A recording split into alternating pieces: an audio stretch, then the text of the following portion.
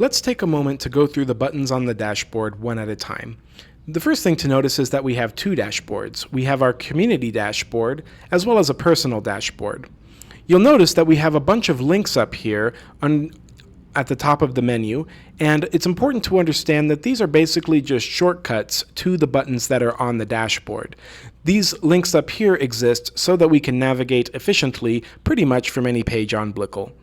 Now let's go through the buttons one at a time. The first one is the Community Content button. When we click here, we're taken to an area where the content is featured.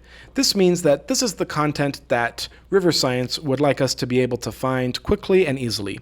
As you can see, they've made their main River Science program a featured content so that for the students, it will always be one click away on the dashboard. Now if we go back, the second important area is the Creation Center. If we click on the Creation Center, you can see that we can create all of our content or edit it for our organization. That includes programs, courses, units, lessons, and tests and quizzes. We'll talk more about the differences between these things in a future lesson. One thing to note is that we make a big point to try to remind you which community you are logged into at any moment in time. In fact, on every page on the left, you will see your current community. This is to prevent you from making content for one community when you are accidentally logged into another community.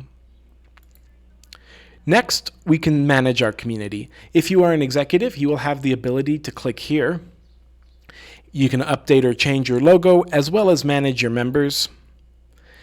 And by manage members, we mean that you can create members, you could add members from Blickel, or you can assign what content that each student is individually assigned to. We'll talk more about that in a future lesson.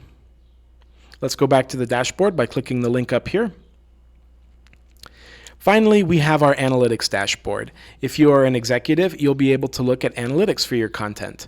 This includes following individual students, as well as looking at aggregate analytics for our lessons. You'll also be able to grade open-ended questions, as well as look at individual and aggregate test and quiz analytics. We'll talk more about analytics in a future lesson. That concludes the buttons for the organization dashboard. You also have your personal dashboard.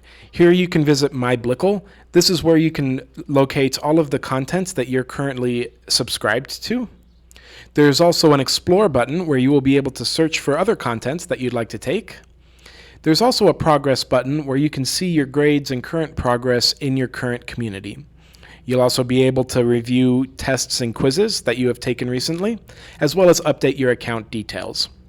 One thing that's really important to understand is that these buttons will behave a little differently depending on which organization you are in. So, for example, if I click Progress, I will be able to see my River Science progress. However, if I change my community to my work and employee training, now when I click Progress, that progress will be for my place of work and the training that I've done for that community. Right now, the dashboard is the only place where you can change your communities in this way. And so it's important to remember that if you need to change your community, just go to Dashboard and you can change it on the drop-down on the left.